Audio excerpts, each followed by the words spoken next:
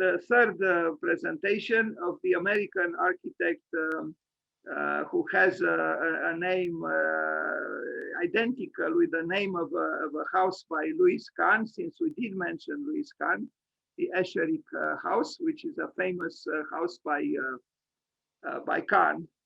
But Joseph Esherick, he was a good architect, unfortunately not very well known, even within the United States. And we'll see some of his buildings. He deserves, just like Tatlin and Islam before, further study. But this is an honest attempt to wish him as well happy birthday on his birthday. This was the man. He also taught environmental design at Berkeley. And he built a number of interesting houses. And I had some difficulties to find his works because I searched for his name, but he founded a firm, an architectural firm with 4 initials. And unfortunately, too late. It was already late when I made this discovery. Why was I not able to find his works? That's why, because the authors were actually those behind those 4 initials. And when he worked alone, I was able to find a few works. But for a good number of years, he signed his works with the name of his firm, not with his name. Anyway, he was, as you can see in this, insufficiently. I mean, the resolution is maybe not so good, or certainly not for my eyes. But you see that here was a man through those arrows, he shows a concern for what was outside of the building. The environment, as we call it, but maybe even beyond the environment, the cosmos, if I am to use the rhetorical word Buckminster Fuller used. This is a house from 1957. Here, unfortunately, I have, and I really need to apologize because there are several instances where I just entered from Wikipedia the name of the house, but then I couldn't find pictures, and this might be one of them. Yes, another one in California, 1957. Interesting, he functioned about the same time with Islam in Bangladesh. So you have here a North American architect on the West Coast. Here, fortunately, I have some pictures with the Kerry house from 1960s, and it would be perhaps interesting to compare what Islam did with what Esherick did. Not all pictures are great, I apologize, but this is a short introduction in his work. As you can see, the inside is very civilized and luminous and has variety. The windows are placed in various positions. He was actually very good at, and you see an example of one of his villas, very good at crafting his building in some kind of a dialogue with what was outside of the building, so that the building is not, monolithically and egotistically enclosed within itself, but in various ways, through verandas, through stairs, through balconies, opens towards the outside. And even in these pictures, black and white, you see his skill.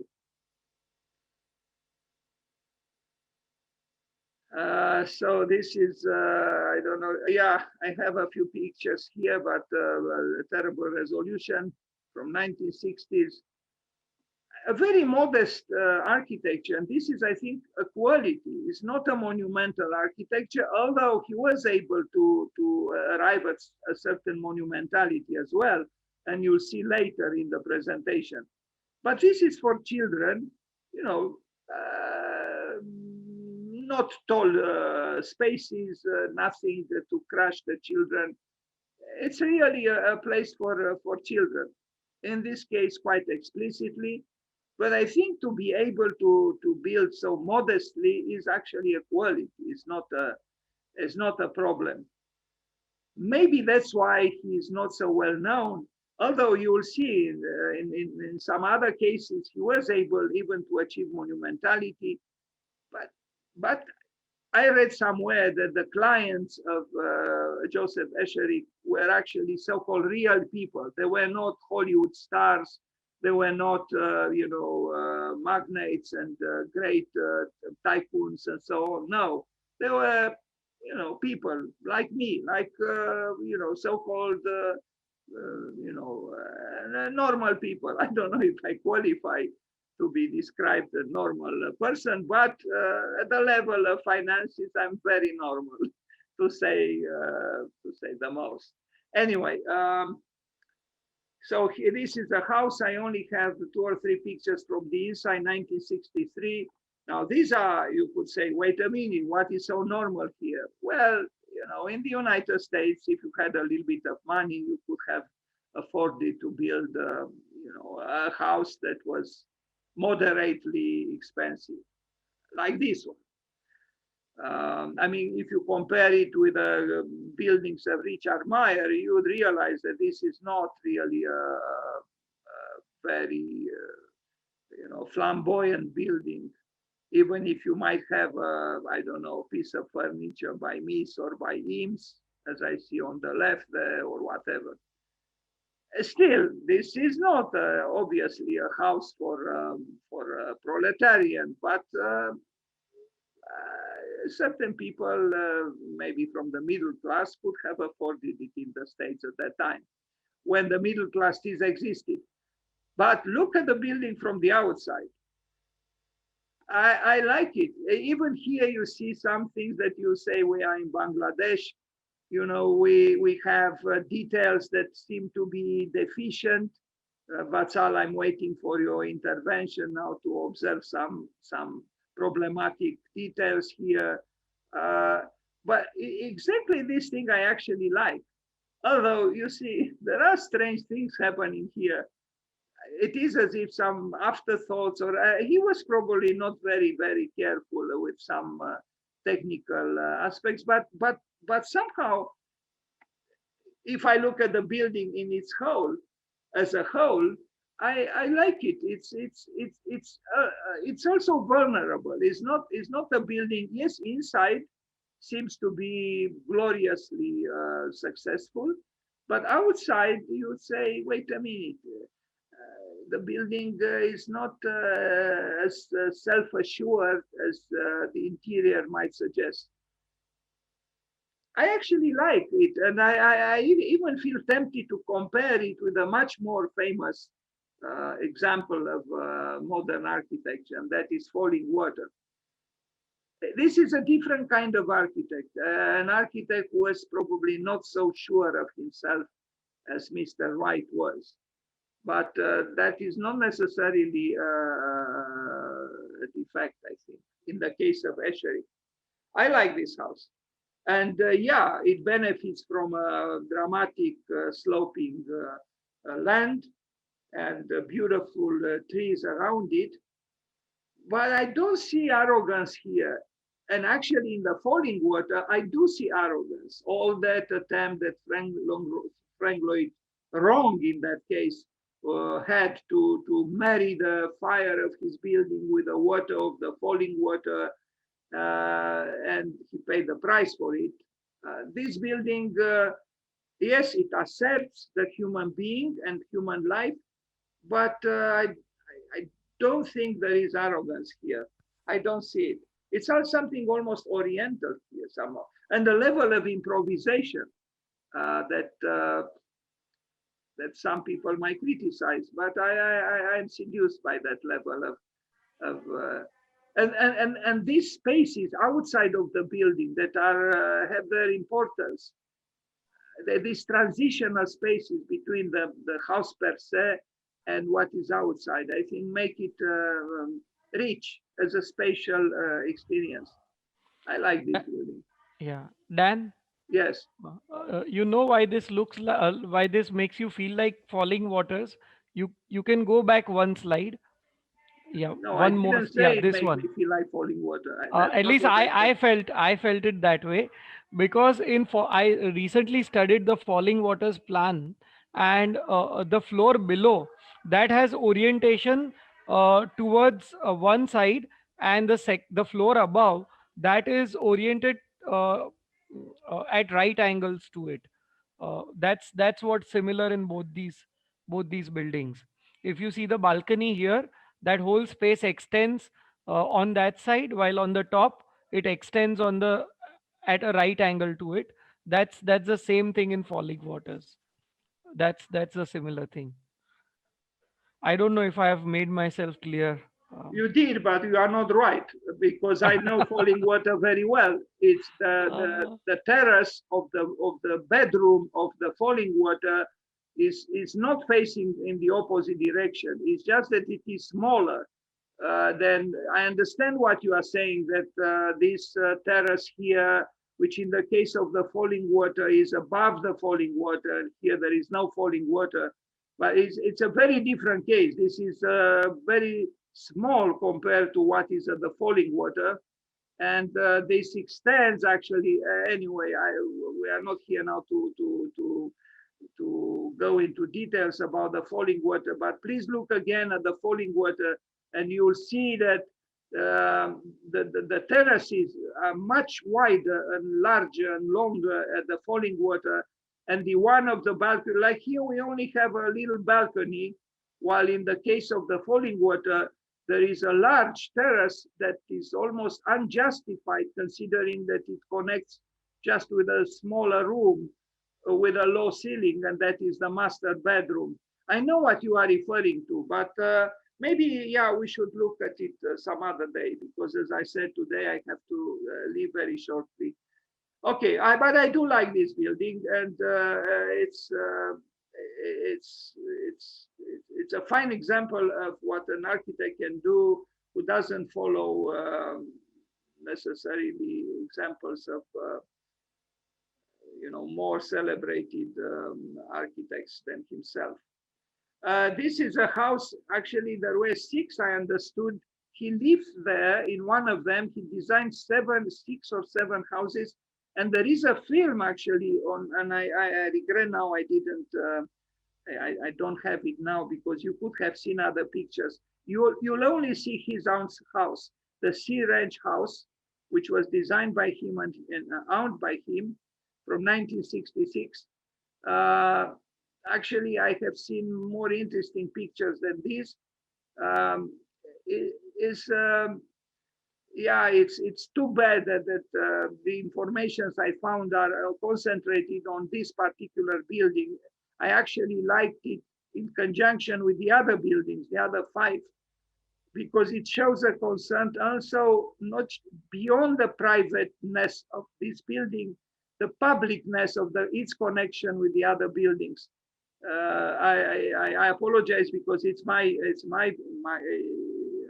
I failed to address that problem in this presentation. Here you see a little bit that there are other buildings, because he actually built six, and there is here a conjunction of a togetherness of buildings. What you have is something that I would call multiplicity in unity. You do have individual buildings, but the individual buildings also connect with the other buildings without losing their individuality. And this is something not very often done, I think, in the United States and maybe in other places as well. It's a fine cluster of buildings, and I should have had more pictures and to be able to comment appropriately on this interesting experiment. This is from 1968, an apartment building in San Francisco, in a place that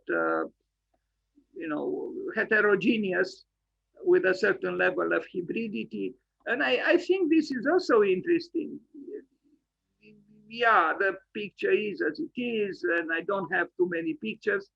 But you see, it's an architecture that that is very close to being undistinguished, and then all of a sudden, He asserts his inventiveness, and I don't know, he's somewhere in between respecting the context and betraying it a little bit.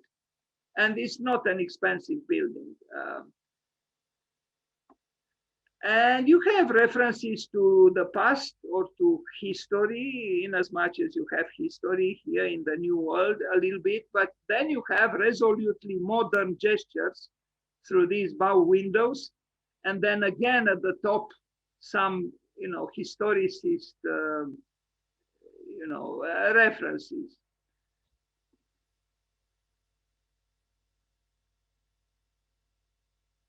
No, he was an architect, and maybe next year, if I will continue to do this, I will amplify this material because I think he deserves it. Just like Tatlin and Islam. This is I don't know if I have pictures of this one. I only have these pictures in from above. I think he began already to work with his partners, and that's why I had difficulties to find images with his work when I mentioned just his name. This is a larger house. A school in San Francisco from 1981. Again, here you see some historicist details that are not afraid to be displayed or to be shown. And then modernistic gestures, and he's not a purist, but I think he's able to negotiate between various conditions. And you see the plan. The plan itself is appealing, and he has rotations. He has straightforward configuration. As both.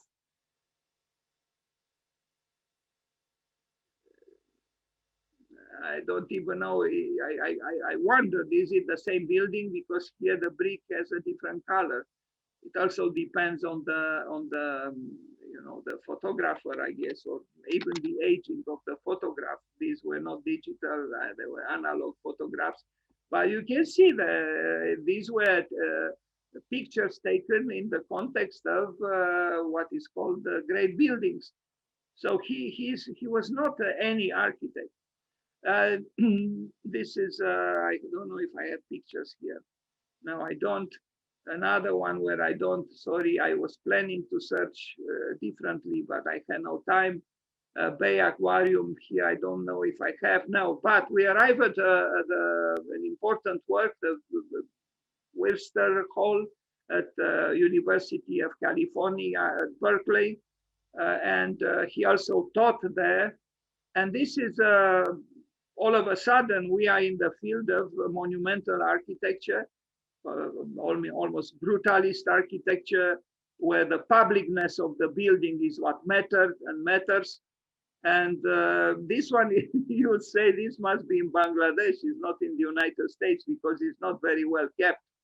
And strangely, it belongs to one of the most famous universities in the United States, Berkeley. And they have enough money and so on, and enough good management. And still the building, look on the left, you would say this is a building that, it cannot be in the so-called developed world, if we can call that world so developed. Anyway, but in terms of architecture and expression, is expressive, all right. And I think it shows that Mr. Esherick was able to build, for the publicness of architecture convincingly. And here we have this diagram with whatever. Anyway, he deserves more study, and I don't know what the fish is doing here, and then the dollar sign and whatever. Proposal for an alternative school of architecture. I like this. I am also very interested in this, an alternative school of architecture. I still wonder what this fish here might mean. Anyway,